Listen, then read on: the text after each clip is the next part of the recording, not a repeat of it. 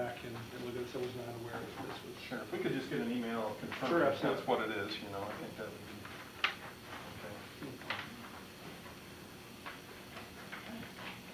Item number 22 is a motion to approve a 1-year scanning software maintenance and licenses from Rico Business Systems, sole source, for an amount not to exceed $6,850, funded through General Fund IT Contractual Services.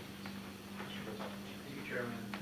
This is ongoing routine per year that we do with the contract with the NSI, which is the supplier of the software, and Rico is the reseller for that.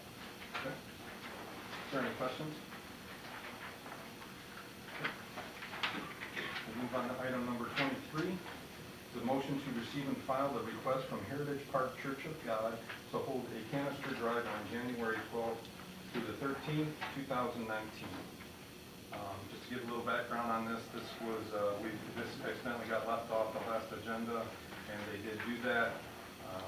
We did receive a few complaints about ages of people being out there soliciting, so Michelle is going to reach out to them. I think most of them looked like they were around 18, but there was some younger kids standing off on the sidewalk, so I think a lot of people thought they may have been, you know, so we'll definitely clear that up with them. Mr. Chairman, are you talking about those last weekend? Yeah. Yeah, I Kids actually, with the buckets. yeah, I saw it myself and got a couple phone calls. Yeah. They were, a couple things, they were young kids. They were not wearing vests either, and there were a lot of them, and it was almost like aggressive. I mean, as people pulled up, they were getting like, you know, just swarmed from every direction. So I just remind them, you know, read the rules, understand we're doing it to protect them. Yeah. We want to keep offering this as an opportunity for them to raise money, but we don't want to continue to deal with what we had this past weekend. Right. Michelle's going to reach out to them tomorrow, because I did drive by there, and there was a couple times where I thought, man, they look kind of young, but they were right at that, you know, 16 to 18 maybe. But yeah, they made big like cardboard signs, and they were just really aggressive. So I just remind them that, you know, what. Yeah. I mean, if I had to guess, I'd put the vast majority of them 15, 16 years old in that category, somewhere in there. I know our approval letter does state they have to be at least 18 years of age and they have to have to. Well, so I think what was happening is they had the older people, older kids, whatever, out in the road with the vest on.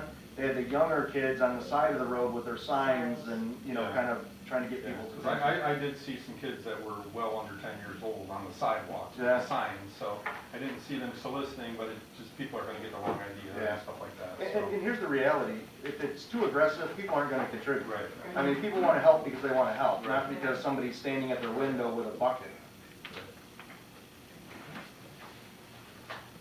Item number 24 is a motion to approve the solicitation request from Knights of Columbus to hold their annual Tootsie Roll Drive on April 12th through the 14th, 2019.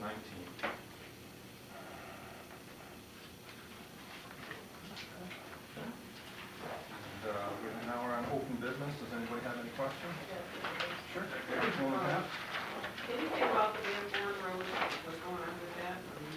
We had an internal meeting on that this morning, and we talked about the improvements. Yep. So Wade Trim, who represents both City of Taylor and Dearborn Heights, has a separate meeting set up with Dearborn Heights to try to establish a budget. We don't know what they have or willing to spend. We don't really have a threshold to kind of start working from. So once we have that number, we'll take it back to the internal team and the TIPA board and try to get an idea of, you know, how we can merge the two visions. But I think they're looking at some of the easy stuff, like looking at code enforcement and trying to do a similar strategy in terms of code enforcement. You know, looking at some of the LED light conversion opportunities, some of the easy stuff that doesn't cost a lot of money. They're working on now, but in terms of the major investment, we're really trying to get a pulse on what Dearborn Heights budget might look like. Well, you know, a lot of people are commenting about it. I don't see anything going on. Well, I know I went to a couple of the meetings, and it's like, I want to do something. Well, these things take time. I mean, they're not going to happen overnight. I mean, you're talking about capital planning and, yeah. Also, has the asbestos been done in the farmhouse? You know, I didn't get a chance to call Guido. You know. I'll ask him tomorrow. Okay. I'll let you know tomorrow night. Okay. While we were at the petting farm, I happened to notice some pictures on the wall there, and it said the Petroska farm. And so those pictures were donated from the family, and that's actually that white farmhouse that's being torn down. I thought it was kind of cool. So I took pictures of that for our historical. Employment changes, you haven't gotten back with me on that from the last time I had asked. I would like to see the last 6 months of those. Well, remember, they were not being completed because we were doing them more on a biannual basis, so we're in the process of completing them. But are we going to do it on a biannual still, or are we gonna do it monthly for us? Biannual. It is biannual. Yeah, we're just trying to cut down on work, and, I mean, there's not many significant changes at all. I still would like to have it. You used to get it monthly, right? At one point? Quarterly, I think it was Every other quarterly, yeah.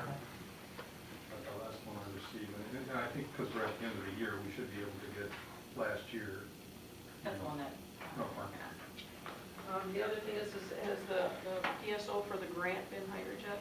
They're in the process of doing that, and we did bring one in to fill a vacant spot. They have 2 interviews this Friday coming up, and we have 2 that we've already interviewed. So. In the meantime, because there isn't anyone hired, then there's overtime going on, correct? That's correct. Yeah. Thank you. Councilman Johnson? So where are we at in this process with the new building? Those are the updates, so that's what the building and engineering and parks, in terms of that particular building, have established. We're still probably going to have to trim that, because we're way over budget currently. Yeah, it's a big building. So my question is, I didn't see an area, and I've seen this problem before, I didn't see an area to clean motors off. Is there an area